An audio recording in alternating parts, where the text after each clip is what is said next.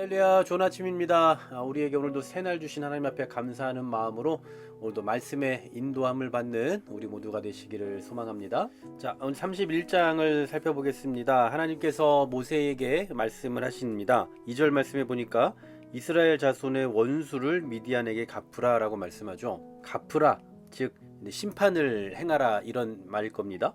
또 3절에 보시면 여호와의 원수를 갚되라고 말해요.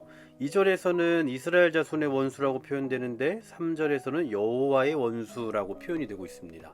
이 말은 무슨 얘기겠습니까? 하나님의 백성의 원수는 곧 여호와의 원수가 된다, 이런 얘기가 되겠죠. 실제로 출애굽기 17장 같은 경우에서는 예로 아말렉과의 어떤 그 대대로 싸우라, 이런 표현을 하고 있는 걸 봐서는 하나님의 백성과 원수된 자들에 대해 하나님께서 원수로 이렇게 선포하고 계시는 그런 모습들을 보게 됩니다. 그리고 이 전쟁이 끝나고 나면 네가 내 조상에게로 돌아가리라. 그러니까 모세는 이것을 마지막 전쟁으로 하고, 그리고 이제는 죽음을 맛보게 되는 그런 과정 속에 있는 겁니다. 자, 또 4절 말씀해 보시면 이 전투를 위해서 모든 지파에게 각 지파에서 1000명씩 전쟁에 보낸다라고 말씀하죠. 자, 1000명씩 하면 12지파니까 총 12,000명이 될 겁니다. 자, 이렇게 12,000명을 택하여 무장을 시키죠. 그리고 우리가 이미 앞서서 이 25장에서도 봤던 대로 음행을 하는 그 남녀를 창으로 찔러 죽여 그래서 연병을 그치게 했던 그 비느하스 기억하시죠? 이 비느하스도 여기서 함께 가게 되죠. 성소의 기구와 신호 나팔을 가지고 함께 가게 됩니다. 아마도 성소의 기구라고 한다면 예를 들면 법궤와 같은 그러한 기구들을 말하는 거겠죠. 그리고 신호용 나팔로 쓰이는 이 신호 나팔을 가지고 이 전쟁에 참여하게 되죠. 자, 이렇게 전쟁을 벌이게 됩니다. 그런데 7절에 보니까 그들이 여호와께서 모세에게 명령하신 대로 미디안을 쳐서 남자를 다 죽였습니다. 그리고 8절에 보니까 미디안의 5 왕도 죽었고요. 그리고 우리가 잘 알고 있는 이미 앞에서 참 여러 가지 일을 만들어냈던 이 부올의 아들 발람도 역시 이때 다 죽게 됩니다.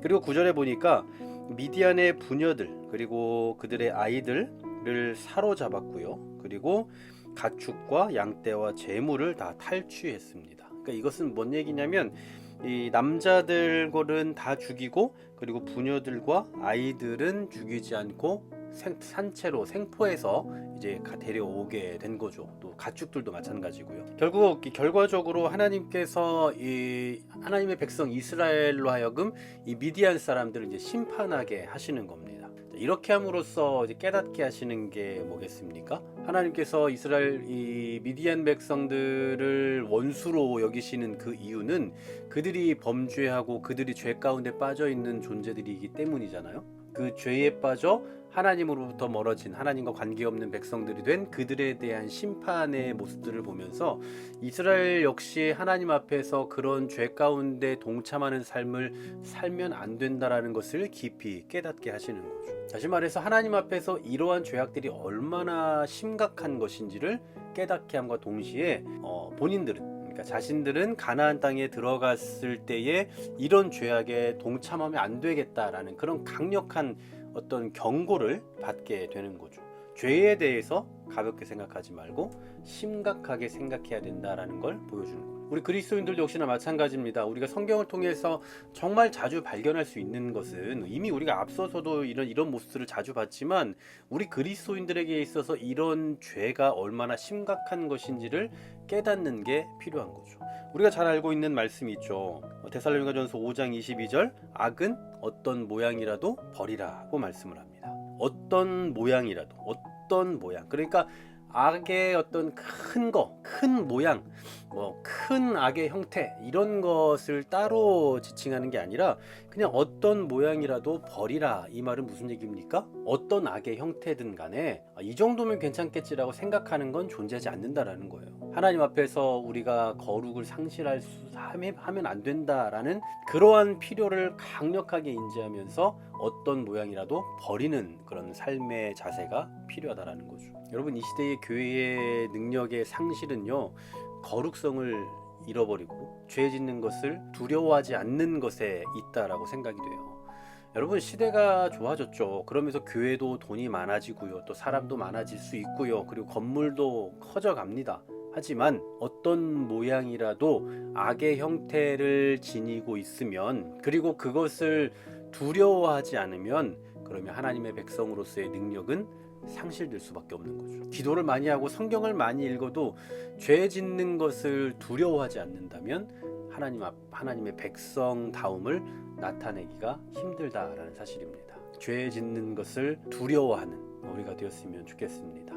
작은 것, 적은 것에 대해서는 우리도 그냥 암묵적으로 쉽게 넘어가려 하는 때가 많이 있거든요. 그런데 그런 모양이라도 버릴 수 있는, 그래서 그것으로 인해서 우리의 거룩성이 훼손되고 죄 짓는 것을 두려워하지 않는 상태에 빠지지 않도록 항상 죄에 대한 경각심을 가지고 두려움을 가지고 살아가는 우리 모두가 되시기를 간절히 소망합니다. 하나님, 우리가 하나님의 백성으로 존재하면서 가장 경계하고 두려워해야 될 것은 두말할 것 없이 죄라는 사실을 다시 한번 보게 됩니다.